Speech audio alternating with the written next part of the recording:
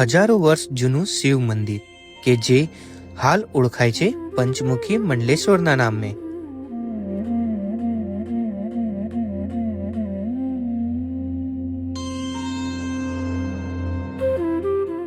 ઉત્સવ સ્પીક્સના પહેલા વિડીયોમાં આજે અમે તમને બતાવવા જઈ રહ્યા છે દાહોદ જિલ્લાના ઝાલોદ નગર પાસે આવેલું આ પ્રાચીન મંદિર।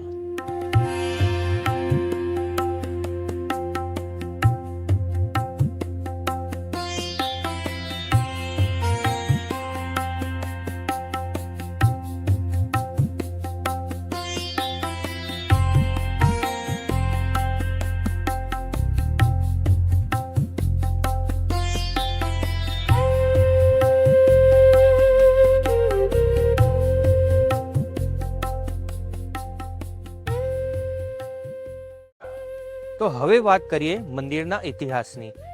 આ મંદિર જે અહીંયા જે સ્થાન પર છે માંડલી ખૂટાના જે મંડલેશ્વરના સ્થાન પર છે, ત્યાં 800 વર્ષ પૂર્વે અહીંયા સમગ્ર જે ઝાલોદ નગર છે, જે હમણાં હાલમાં જે અહીંયાથી 10 કિલોમીટર દૂર આવેલું છે, તે પહેલા ઝાલોદ નગર સમગ્ર અહીંયા વસેલું હતું।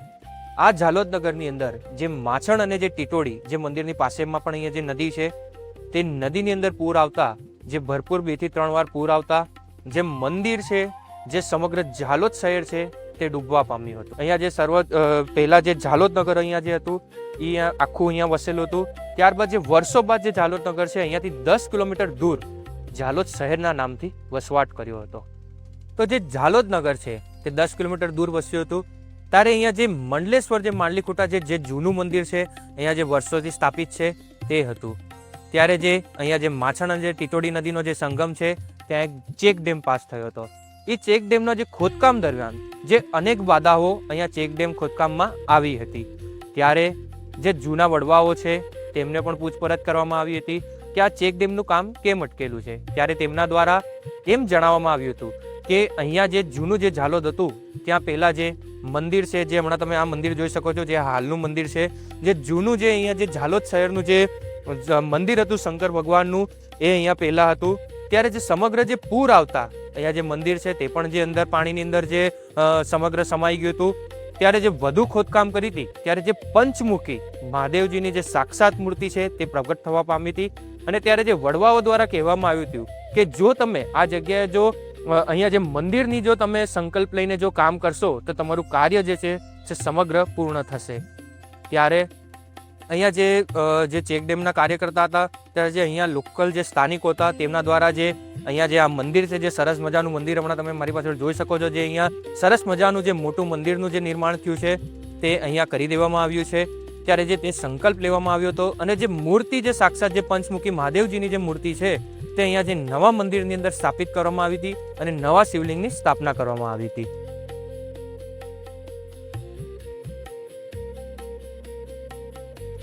તો ચલો હવે તમને બતાવીએ જે નદી માછણ અને ટીટોડી નદી, જ્યાં જે આ સાક્ષાત જે પંચમુખી મંડલેશ્વર મહાદેવજીની જે મૂર્તિ છે તે પ્રગટ થઈ હતી। તમે મારી પાછળ જોઈ શકો છો અહીંયા જે આ જે નદી છે, જે સાક્ષાત જે ટીટોડીની જે માછણ જે નદી છે, જેની અંદરથી જે ખોદકામ દરમિયાન જે પંચમુખી જે મહાદેવજીની જે મૂર્તિ છે તે પ્રગટ થઈ હતી। અને ત્યારબાદ જે સંકલ્પ કરવામાં આવ્યો હતો જે સ્થાનિક આગેવાનો, જે સ્થાનિક નેતા દ્વારા જે આજથી જે 5 થી 7 વર્ષે પૂર્ણે જે સંકલ્પ કરવામાં આવ્યો હતો નવા મંદિરને નિર્માણને લઈને, તે ક્યાંકને આજે જે પૂરો થવા પામ્યો છે।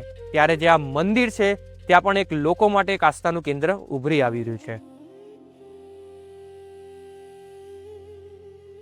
તો હવે વાત કરીએ મંદિરના એટમોસ્ફિયરની।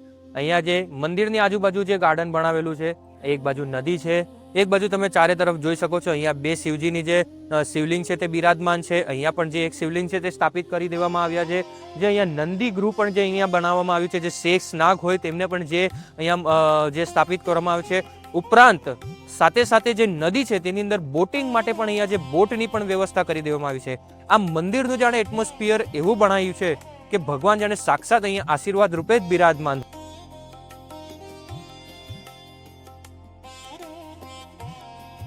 તમે અહીંયા જોઈ શકો છો જે પંચમુખી માંડલેશ્વર જે મંદિરની જે ટ્રસ્ટ દ્વારા છે, અહીંયા જે એક ICU વાળી જે હોસ્પિટલ પણ છે તે બનાવવામાં આવી। જે આ હોસ્પિટલ છે તેની અંદર આઈસીયુ સમગ્ર જે દવાખાનાની જે આસપાસના ગામડાઓ માટે પણ જે વ્યવસ્થા કરવામાં આવી છે. તમે મારી પાછળ જે શંખનાદનો પણ જે અવાજ સાંભળતા હશો, કારણ કે સમય પણ થયો છે 6 ને 9 થઈ છે. આરતીનો પણ જે સમય થયો છે, જે મંદિરની અંદર જે સમયસર આરતી તથા પૂજા પણ જે અહીંયા ભક્તો દ્વારા કરવામાં આવે છે.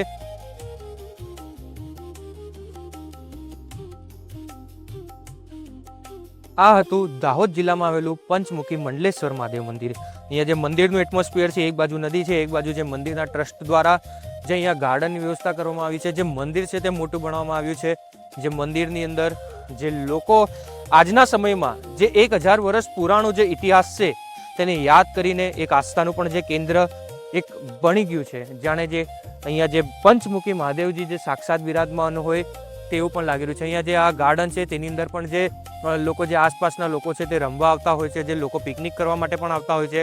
સાથે સાથે મંદિરમાં જે દર સોમવારે જે મેળો ભરાય છે, જે લોકો છે આસપાસના લોકો જે દૂર દૂરથી દર્શન કરવા માટે આવે છે. જો તમે પણ જો દાહોદ જિલ્લા કે તેની આસપાસ રહેતા હોય તો આ મંદિરમાં ભગવાનના દર્શન માટે એકવાર જરૂરથી આવજો. તો આ મેં તમને કરાવ્યા દાહોદ જિલ્લામાં આવેલું જે પંચમુખી મંડલેશ્વર મહાદેવ છે તેમના દર્શન. હવે આપણે ફરી મળીશું એક નવા વિડીયો સાથે, નવા લોકો સાથે અને નવા તથ્ય સાથે. તેના માટે તમે અમારી ચેનલને જલ્દીથી સબસ્ક્રાઈબ કરી દો અને આવનારા વિડીયો માટે ફોલો પણ કરી લો.